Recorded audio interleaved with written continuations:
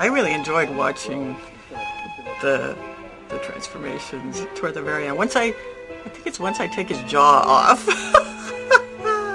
then it's not Jeff in there anymore. At that point in time, transformations were big in films. I can't remember what stuff was going on, but it was after the werewolf movies that Rick Baker and Rob Bottin had worked on, Altered States, and they'd all used bladders for that Dick Smith came up with, basically, for the transformation effects for having things grow and all this stuff. And I brought this point up to David early on, going, we got a transformation movie here. I really like to avoid that technique because it's just been seen too much. I mean, it had been talked about, written up, Good Morning America had it on, It's like, okay, the housewives know about the technique. We got to do something else. That was grueling. I think those last few minutes from when his jaw comes off till the end took like a couple of weeks to shoot, especially when you have an animatronic thing. It takes a long time to set everything up. Strong arm. Rip that sucker away. His thing's got to go up more, I think. Keep your head back, Gina. More straight arm, stiffer elbow. Gina, I told you to work out, goddammit. Okay, rip that sucker off. Get mad. Pull. Come on. Keep going. Cut.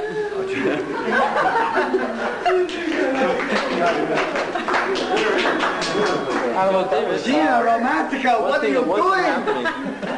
And I was crying through the whole thing. So I had to basically cry for like 2 weeks. And at the end of the 2 weeks, my eyes were all just puffed up permanently, swelling.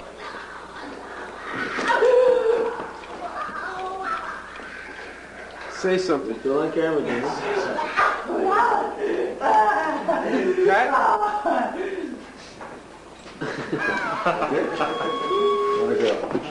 Very nice. That looked pretty good. Gina, this is serious business, Gina. Yeah, I mean, Gina, you're supposed to keep acting until we say cut, aren't you? Oh, Ready? And action! No, I won't. No, I can't.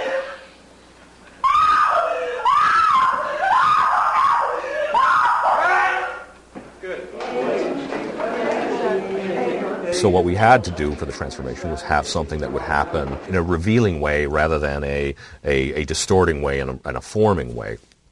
So we went with the analogy of the insect and saying, okay, well, they start from whatever the eggs and the pupa and all this stuff. So his skin is we took the attitude that his skin has become this useless shell for him, and so when the shell's done, he just breaks loose. Left foot. Do you hear me? We hear you. We're pulling on it. We can't get anything. Huh. And action. Okay, ready, and 2. They were fairly simple effects, but there were a lot of them and a lot of different ones.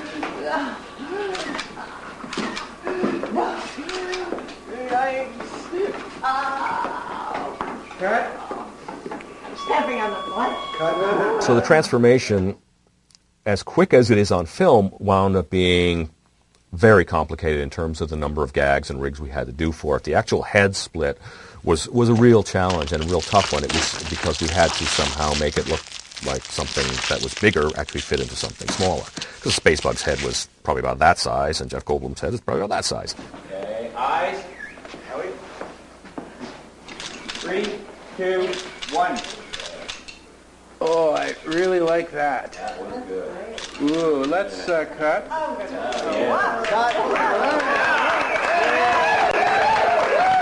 I think it was Kelly Lepkowski who did the mechanism for that, which was basically several plates that compressed like this. So we have the Spacebug face on there, the Brundle face on top of that, so that as we released these heavy springs inside, it would actually literally push the face skin off, and as well as expanding the head, so that when at the end of the shot, we actually wound up with something that looked like the Spacebug, rather than just something that pushed the face off. Eyes. Skins. That head, Jim. No. Come on, baby, you can do it. Gina, grab it, pull it out, Gina, come on. Gina, go. Oh. Okay, enough. Now act. Okay, now let his head, no, seriously, so I'm serious. And Gina, let his head go back the other way. The funny way, you know? Flat. Retract it? Yeah, retract Retract it. it. Gina, act, Howie, seriously. follow me. Okay, wait a sec. Gina, can you push on his little feelers? Wait, let me get in there. Keep rolling. John? Keep rolling. Keep rolling. There we go. Push his feelers in. Okay. Okay? Just No. hang on. Quiet now. Pay attention to Davis. Okay. Okay, that's it, Chris. Serious? This is serious. Okay, you got to get rid of that piece of snot there. Good. Okay, thank you, Gina. And action the head. Okay. There you go. Gina, you're horrified. Ooh. And now his eyes open. And then blink. And we cut. What happened? Sure did. We ran out just before you said cut. Well, I said cut because I heard you say, oh, fuck. Well, then we all did it perfectly. The nature of the piece is that everything is so interweaved together. Everything has to flow from one sequence to the other, from one design step to the next, that even all the little stuff was still a major consideration because it had to fit in really tightly. It wasn't just like, okay, there's a monster here, great, we can do a monster. It was like, and then that monster has to look like it came from this monster and it's going to that monster, like, okay. And then it also has to be able to do this and still be recognizable as the actor who needs to perform in it. Like, so, oh, okay. And that went on through the course of the entire production. You're going to get a fucking nasty shock if you keep fucking with that. Hold on. Hang on. Just needs video. And 1, 2, 3, 4, 5, and down. The Spacebug was actually a series of puppets. One thing you have to realize about the Spacebug is, in most puppets, you're dealing with a fairly symmetrical character.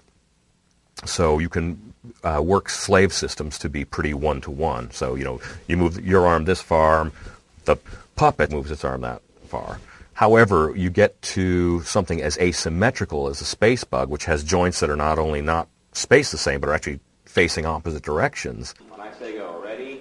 1, 2, Your puppeteering gets compounded many times over because you can do the same thing you normally do with this arm, but with this one you go like this, and then you have to do that. And so trying to move everything at the same time and keep those proportional movements under control is really challenging.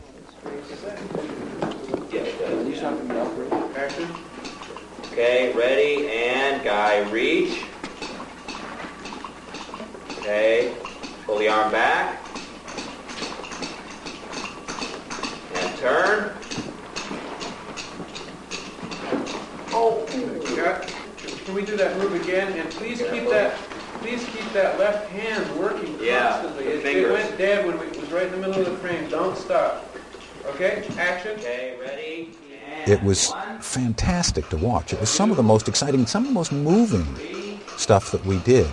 I thought it was, I was just fixed to the floor sometimes with, missing limbs, watching some of this, but watching this creature stumbling around, it was the most extravagant and beautiful puppet show I'd seen some of the time. Knowing these guys were under the floor and in their break going to, paste dirty pictures to my leg, in the time between were up there moving these things around, and it was interesting how moving it was, how much that worked, and how much you cared. I remember being in a play once, actually when I went to do the sad sequel to this, but I was doing a play in New York, and we were rehearsing the play, and the director choreographed this scene. He blocked this scene at the end of the play, and just in the rehearsal hall, everybody was in tears, and we couldn't. It had nothing to do with what had happened before. It had nothing to do with the characters, really. It was just an extraordinary moment of a director using actors as puppets to create a visual that was terrifically moving, and that's what this was. It was, the combination of David and Chris creating this moment of this mechanical figure in this set that had just been destroyed by the Fly character over that time. stumbling back and forth between these two pods. Just it was quite beautiful. Action. Ready, and 1, 2, 3, 4, and... So whenever you see the full, complete figure sort of freestanding, it's what we call the lumberjack rig, which was a sort of a seesaw, a little dolly with a post in the center and a big long beam with lots of cables going to a puppet at one end and a big guy, John Berg, strapped to the other end and pushing it along with a bunch of other people with hand controllers going like this to make things work. It was probably the most versatile rig, but also one of the most time-consuming because there was a lot going on them. You know, obviously, the more stuff you've got going on, the more people involved with a puppet, the more time it takes to coordinate them all. Hold it. About at 5. That's it. Wow. Where are these